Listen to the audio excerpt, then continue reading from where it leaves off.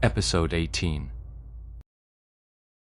Blue River, leading a group of players from Blue Brook Guild, came to the new server to pioneer, expanding the guild's influence and recruiting fresh blood. Only someone from one of the big three guilds would have the ambition to dominate all the dungeon records in a new server. Who would have thought that as soon as we reached the level 10 dungeon, Spider Cave, our plan was already dead in the water, and by a mere 10 seconds. The brothers were frustrated, and Blue River wasn't feeling any better. Lord Grimm. He muttered the name, and Blue River shared the same sense of bewilderment as the others. For top-tier guilds like their Blue Brook, the main battlefield for competing strength was the Heavenly Domain. After years of rivalry, they knew each other's top players inside and out. They had each done their reconnaissance on which top players were sent to pioneer the 10th server, and the intel was largely the same. But this Lord Grimm wasn't on any of their intel lists. Could he be some top player from one of the guilds, sneaking in on a secret alt account? What about the intel on the 4 players in his party? No, nothing. Contact our brothers in the other villages, see if any of them know.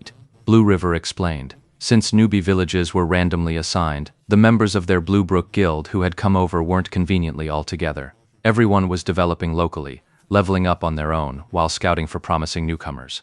They would regroup after reaching level 20, leaving the starter zones to establish the guild. The Langxi Pavilion players who had come were led by Blue River, so his location naturally served as the command center.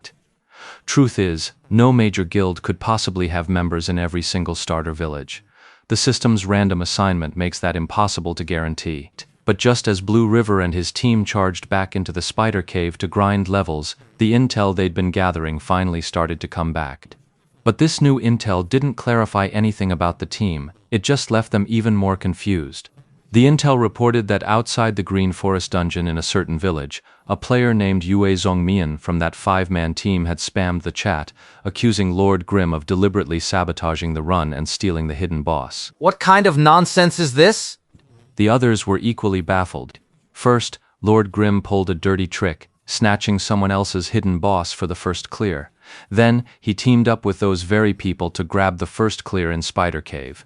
This whole bizarre sequence left even the 5 seasoned veterans fuming in confusion. Forget about him for now. Focus on leveling up. We'll have our chance to meet him after level 20.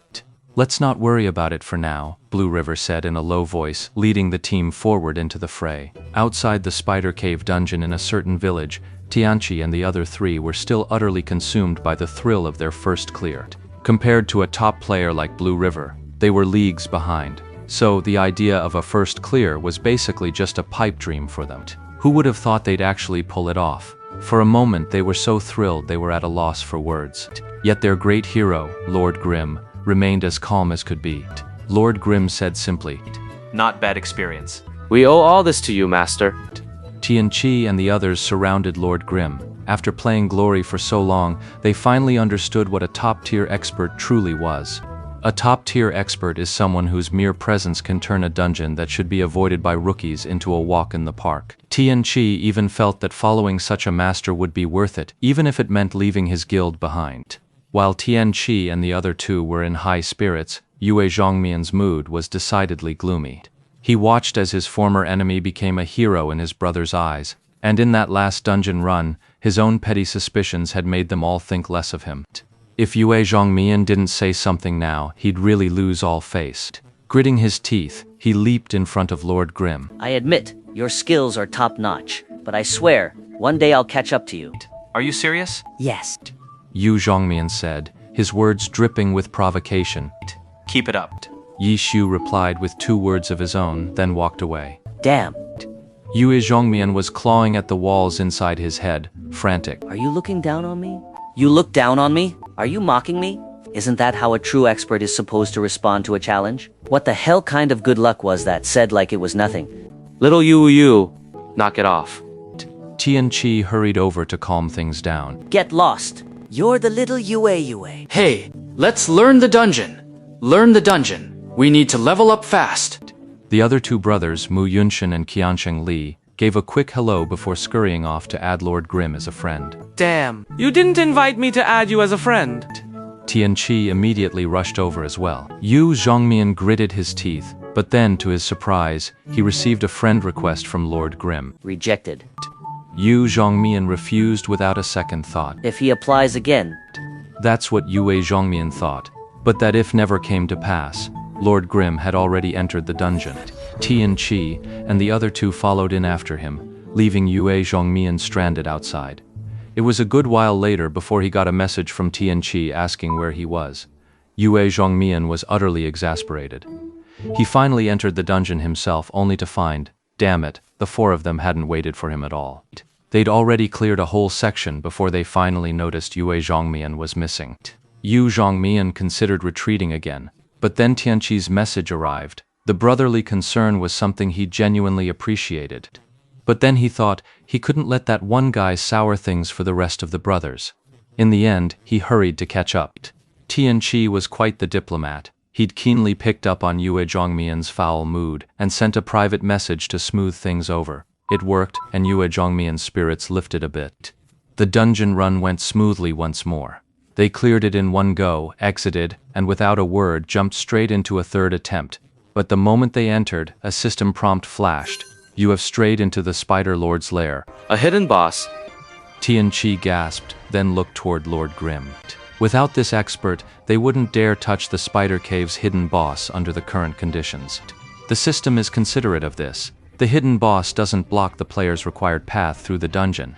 It's optional to kill. Clearing the dungeon still depends on defeating the final boss. At that moment, they all turned their eyes to Lord Grimm, wondering if, with this expert on their side, they had a shot at taking down the hidden boss. Oh, a hidden boss has spawned. As for hidden bosses, can't we kill it? Right? It's not that I can't kill it. I have a specific need. The Spider Lord drops powerful silk, right? Can I have that? I'll pass on all the other materials and gear. You can have them. Ah, no problem. Tianqi and the others agreed almost without a second thought.